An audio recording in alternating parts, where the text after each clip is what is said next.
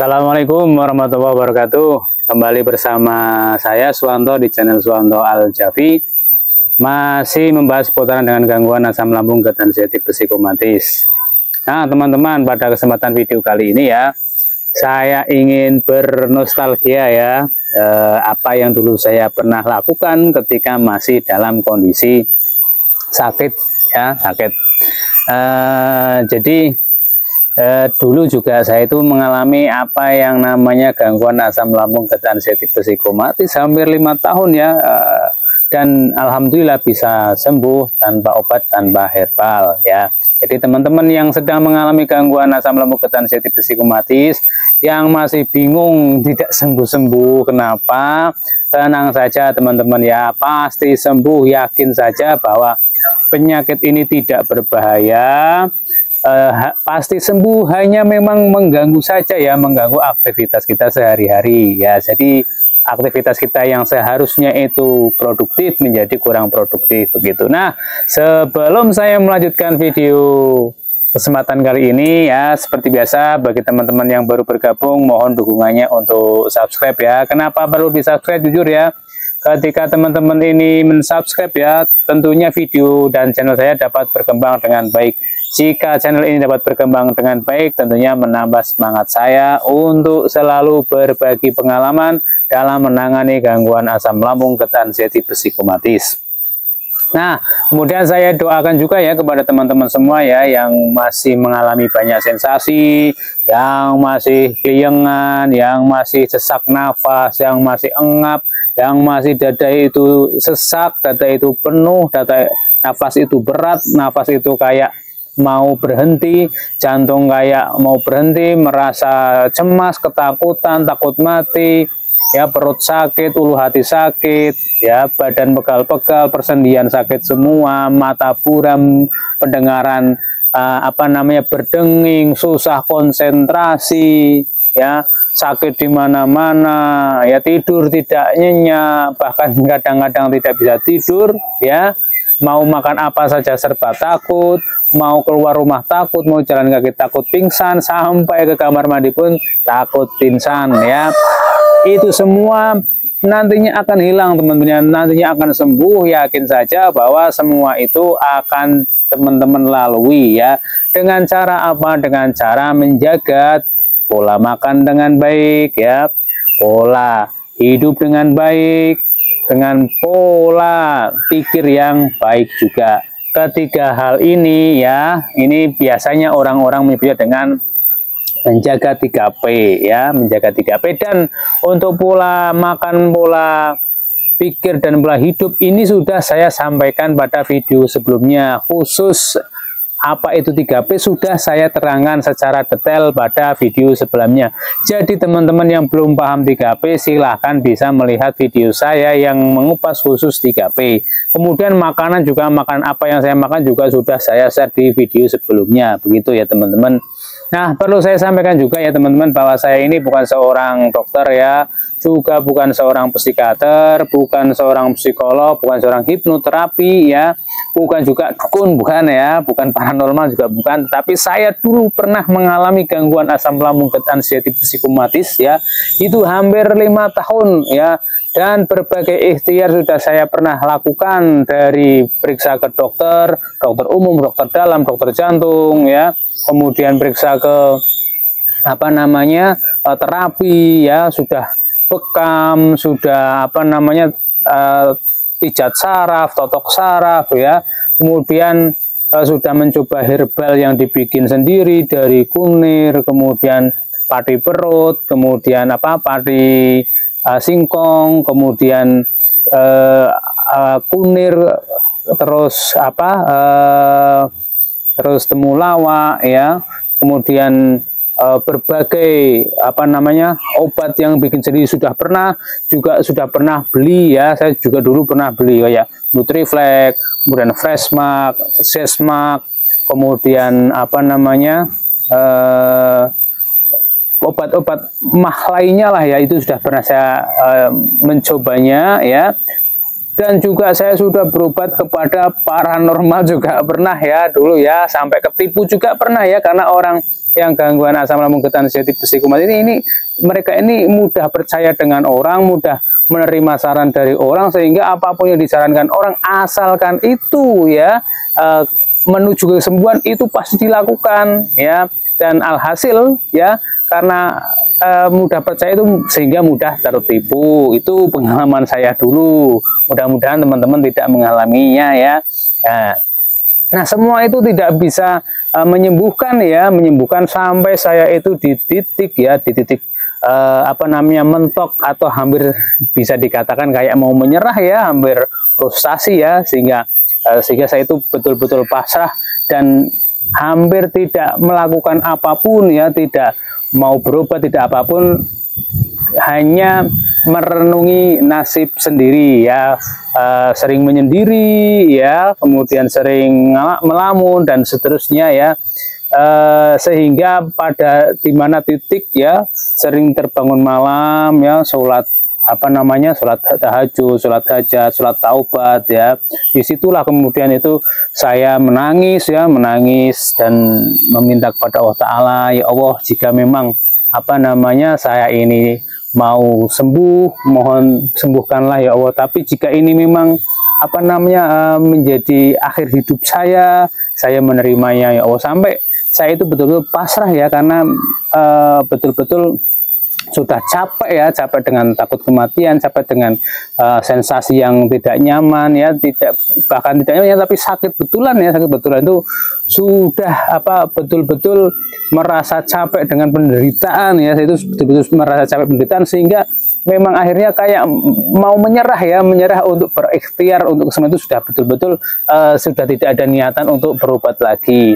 Itu pengalaman saya, sampai kemudian saya itu ingat ya bahwa Allah itu membenci orang-orang yang putus asa. Nah, disitulah kemudian saya takut ketika nanti saya mati kemudian dalam keadaan putus asa itu ya. Kenapa saya kemudian bangkit kembali ya.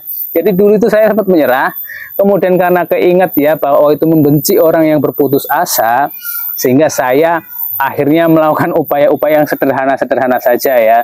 Jadi misalkan kadang-kadang berobat hanya sebatas daripada saya putus asa, lebih saya berobat ya. Kemudian daripada saya putus asa, kemudian saya itu mencoba ya mencari obat kemana-mana, dan itu pun hanya tidak mencari kesembuhan ya. Jadi saya itu tetap berobat tetapi tidak mencari kesembuhan, saya hanya takut putus asa saja waktu itu ya. Nah, itu berbagai jalan saya lakukan juga, dan itu tidak ada perkembangan dengan baik, hanya memang secara mental ya, secara pikiran saya itu lebih baik ya waktu itu ya, sehingga saya itu ya berobat ya tidak mengharap kesembuhan ya, karena berobat saya itu niatnya supaya saya tidak putus asa saja. Itu dulu waktu itu seperti itu, sampai kemudian ya pada suatu dimana saya itu ya menemukan seorang mentor ya, orang yang mengalami gangguan asam lambung getah sensitif besi kumatis, yang beliau ini sembuh teman-teman ya, padahal sakitnya itu melebihi dari yang saya rasakan. Saya separah-parahnya saya tidak pernah kemudian sampai betul-betul berbaring tidak bisa makan apapun. Nah, teman saya mentor saya ini dulu ya sampai betul-betul berbaring, sudah ada orang yang membacakan Yasin ya. Jadi kayak orang sudah kayak sakaratul maut itu dibacakan Yasin. Nah, mentor saya itu sampai menangis ya ketika dibacakan Yasin itu, apakah saya ini akhir hidup saya seperti itu. Kemudian mentor saya itu hampir sama putus asa ya, kemudian dia pasrah, betul-betul pasrah, kemudian dia sudah melepaskan semua yang menjadi keinginan dia, termasuk sembuh. Dia hanya sudah betul-betul siap untuk mati pada waktu itu. Nah, kemudian pertolongan Allah itu turun ya. Jadi turun ketika beliau ini, mentor saya ini tiba-tiba ingin makan bubur ya waktu itu. Nah, yang dimakan pun bubur bayi ya teman-teman, bubur bayi itu dimakan beliau, dan makan satu kali muntah, kemudian dia paksakan lagi makan lagi, ya muntah lagi ya, kemudian dia paksakan lagi, kok tidak muntah, akhirnya dia makan lagi, dan tanpa sadar dia habis ya satu mangkok bubur itu. Nah, karena sudah makan bubur bayi tersebut, akhirnya dia ada tenaga kembali. Nah, kemudian dia coba makan terus ya, sampai kemudian dalam waktu seminggu beliaunya itu bisa duduk ya teman-teman ya. Setelah dia memaksakan makan walaupun dengan muntah ya, makan muntah tapi tetap dia paksakan makan sampai dia bisa duduk dalam waktu 1 minggu. Kemudian dalam waktu 2 minggu beliau ini bisa berdiri teman-teman. Saya mendengar cerita itu teman-teman, apa yang terjadi, saya itu merasa apa ya, hati ini kayak menangis ya. Ya orang apa namanya, orang yang lebih parah dari saya saja masih mau berusaha untuk sembuh ya. Bagaimana saya akan berputus asa? Akhirnya saya semangat banget lagi. Ada orang yang lebih parah dari saya saja bisa sembuh. Apalagi saya yang belum begitu parah. Sehingga saya semangat dan saya apa namanya betul-betul mempelajari apa yang beliau lakukan ya, sehingga beliau itu sampai kesembuhan. Dan ternyata beliau itu sembuh tanpa obat, tanpa herbal teman-teman. Hanya menjaga makannya, hanya menjaga pikirannya, hanya menjaga kesehatannya itu ya. Nah, di titik itulah saya melakukan 3 hal tersebut teman-teman. Jadi saya dengan apa namanya menguatkan tekad ya, karena orang yang punya asam lambung ketan jati besi kembali kan dia mudah putus asa ya, sehingga semangat itu hampir tidak ada ya, karena sudah lelah dengan penderitaan. Nah, waktu itu ya saya juga mengalami sama teman-teman, sudah menyerah ya, sudah putus asa ya, tetapi karena takut dosa, takut mati, mati saya membawa ke putus asa, saya takut, sehingga saya bangkit kembali, saya apa namanya berusaha kembali ya, karena saya takut nanti ketika saya mati dalam keadaan putus asa. Itu yang saya alami dulu, sehingga saya berlatih sedikit demi sedikit ya teman-teman ya. Walaupun tidak enak tetap saya makan, walaupun badan sempoyongan ya, kemudian mau pingsan, tetap saya berjemur, tetap saya jalan kaki, walaupun itu jalan kakinya pelan sekali ya teman-teman, pelan, betul-betul saya itu pelan, hanya dari kamar sampai ke depan rumah ya, dari kamar sampai ke depan rumah, dan di depan rumah lah saya berjemur ya. Nah, itu saya lakukan setiap hari sampai kemudian saya itu sudah nyaman dengan aktivitas tersebut. Kemudian saya tambah dengan jalan kaki yang agak jauh ya, 100 meter dari rumah jalan kaki. Nah itu ya, kemudian ketika sudah saya 100 meter itu takut ya teman-teman ya, jadi kalau keluar rumah itu takut nanti pingsan di jalan ya. Nah akhirnya saya itu ya bolak-balik 100 meter. Nah terus seperti itu sampai kemudian teman-teman ya, saya beranikan 200 meter. Itu pun tidak langsung seketika dari 100 ke 200, tidak ya teman-teman, tapi betul-betul di 100 meter ini saya itu sudah tidak ada ketakutan ketika melakukan jalan kaki. Kemudian saya nambah 200 meter sampai terbiasa, dan tanpa sadar ya teman-teman, sekarang sudah bisa jalan sepanjang kurang lebih 1,5 jam ya teman-teman. Itu yang saya alami ya, sehingga teman-teman yang masih mengalami banyak sekali sensasi ya, kuncinya adalah apa? Kita paksakan ya, kita paksakan untuk makan, kita paksakan untuk olahraga walaupun yang ringan semampu kita, dan kita paksakan untuk tidak memikirkan apapun ya. Kuncinya itu ya, tidak memikirkan apapun, termasuk kita itu dalam menjalankan pola makan, pola hidup itu tidak memikirkan nanti sehat tidak ya, nanti bisa sembuh tidak ya. Dulu saya betul-betul tidak mikir apapun, saya sehat ya alhamdulillah, tidak sehat ya alhamdulillah, dan saya sudah menerima ketika saya sakit, saya menerima keadaan saya yang terbatas ya teman-teman ya. Dulu itu ya, saya itu punya anak kedua dan ketiga itu ya hampir tidak bisa menggendong ya teman-teman. Ini anak saya yang kedua ini ya, ini kecilnya itu hampir tidak pernah saya gendong ya. Tetapi kalau sekarang ini sudah beratnya sekitar 16 kilo.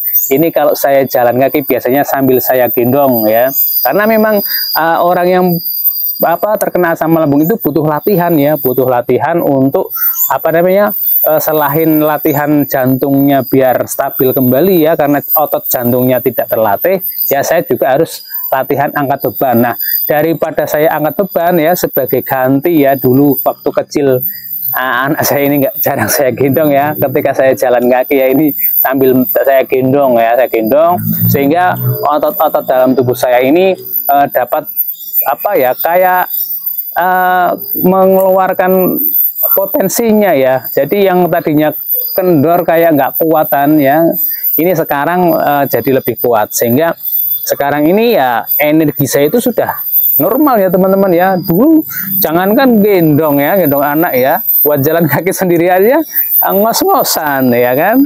Jangankan bawa barang kan begitu ya, mau bawa HP saja kayak berat ya, HP aja kayak berat ya. Tapi sekarang alhamdulillah ya energi itu kembali. Jadi teman-teman yang sekarang masih lemes itu nggak usah bingung, nggak usah khawatir nanti saya kembali seperti dulu. Tidak kembali seperti dulu teman-teman ya, yang penting bersihnya dilatih saja ya, itu teman-teman semuanya.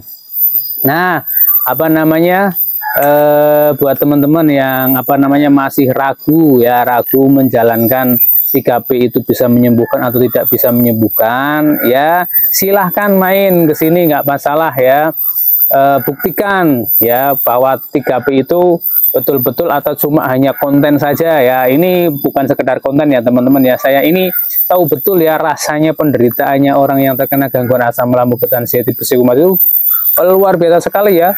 Ini saya sengaja bikin video ini ya supaya teman-teman itu tahu ya, yang menyembuhkan itu sebenarnya bukan obat ya teman, bukan obat ya. Sekali lagi, yang menyembuhkan itu bukan obat, bukan herbal ya. Sepengalaman saya, yang bisa menyembuhkan adalah diri kita dengan cara menjaga pola makan, menjaga pola pikir, dan menjaga pola hidup. Udah itu 3 hal itu teman-teman lakukan secara konsisten ya, itu teman-teman akan sembuh dengan sendirinya ya. Jadi tubuh kita, tubuh manusia itu diciptakan oleh Allah Ta'ala itu dengan sempurna ya, dengan sistem yang lebih canggih daripada apa namanya robot ya. Jadi ketika kita luka bisa sembuh sendiri. Kalau robot tidak, kalau ada kabel yang putus harus disolder ya. Tapi kalau tidak ya, cobalah kita ingat-ingat tangan kita itu ketika kena pisau ya, keluar darah tanpa diapa-apakan teman-teman ya, ini akan kering sendiri, kulitnya akan berganti sendiri karena kita punya sistem regenerasi sel. Sama terhadap tubuh kita yang lain ya, sehingga nggak usah khawatir ya, tubuh kita itu bisa menyembuhkan diri sendiri. Tinggal kita membantu saja. Membantunya bagaimana? Makan makanan yang bergizi, kemudian terkena sinar matahari, dan juga untuk aktivitas olahraga. Nah, hal itu penting teman-teman. Kenapa? Kalau kita hanya makan saja tanpa olahraga dan tanpa kena matahari, metabolisme tubuh kita itu tidak lancar. Karena ya, kita itu butuh vitamin D. Nah, vitamin D itu jangan minum vitamin D buatan, tetapi kita vitamin D-nya itu yang alami dari alam, yaitu sinar matahari. Dulu saya minum vitamin D, D3K2 ya, dulu saya pernah minum, tetapi itu tidak begitu berdampak dalam diri saya. Yang paling berdampak itu ya langsung ya matahari, itu langsung berdampak, kerasa banget di badan itu ya. Nah, kemudian untuk makanan juga sama, teman-teman itu jangan terpancing dengan iklan apapun ya. Makanan bergizi itu makanan yang berasal dari alam. Nah, yang penting kita itu ya, untuk proses penyembuhan itu perhatikan saja. Nah, kebutuhan sel tubuh manusia itu apa? Ya, kebutuhan sel manusia itu butuhnya adalah bahan membuat sel itu adalah protein. Nah, kemudian isi dari sel ini adalah apa namanya, gula atau fruktosa bisa, glukosa bisa ya, dan oksigen. Nah, oksigennya itu ya dari udara yang kita hirup dan dari air minum putih yang kita minum. Nah, sehingga air putih minum air putih hangat itu menjadi penting ya, karena itu juga nanti akan membantu regenerasi sel ya itu. Dan gula yang kita minum itu harus gula alami, jangan kita meminum gula yang sudah melalui pemrosesan. Pemrosesan yang bagaimana? Ya, yang kemudian menjadi kristal, yang kemudian dibakar ya. Pokoknya hindari gula yang mengalami proses yang berat ya. Contoh misalkan apa, pepaya itu mengandung fruktosa, tapi itu fruktosa alami, jadi sehingga itu nanti bagus untuk sel kita. Tetapi kalau kita minum gula pasir misalkan ya, itu sudah melalui proses panas yang luar biasa. Nah, makanan-makanan apapun kalau diproses dengan proses yang yang berat, itu nanti di sel kita itu menjadi selnya tidak berkualitas ya.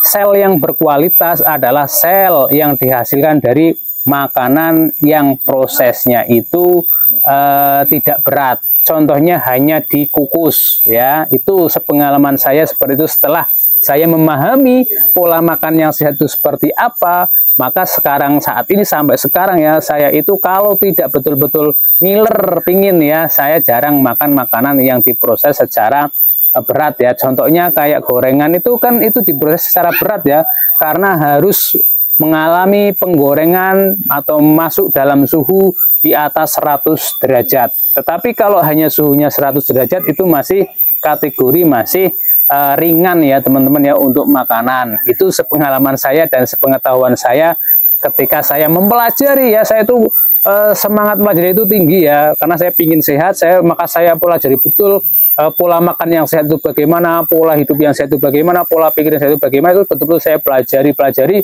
sehingga saya itu betul-betul paham dan saya mempraktekannya teman-teman semuanya. Itu yang saya alami begitu teman-teman. Nah, durasinya sudah selesai ya teman-teman. Saya pikir itu yang dapat saya sampaikan pada kesempatan kali ini ya. Mudah-mudahan teman-teman tetap semangat ya dalam berjuang melawan asam lambung getaran sensitif psikomatis. Prinsipnya tetap semangat ya, dan yakin bahwa penyakit ini tidak berbahaya dan bisa sembuh ya teman. Dan jangan merasa menderita dan jangan merasa bahwa dunia ini kayak sudah berakhir. Tidak ya teman-teman, teman-teman masih bisa sembuh total ya, bisa beraktivitas seperti sedia kala. Yakin saja teman-teman, itu yang pesan dari saya. Kemudian ya, saya minta doanya kepada teman-teman semuanya supaya saya selalu diberi kesehatan, keberkahan ya untuk saya dan keluarga saya, sehingga saya bisa selalu share-share informasi, berbagi pengalaman dalam menangani gangguan asam lambung getaran sensitif psikomatis. Demikian saya akhiri. Assalamualaikum warahmatullahi wabarakatuh.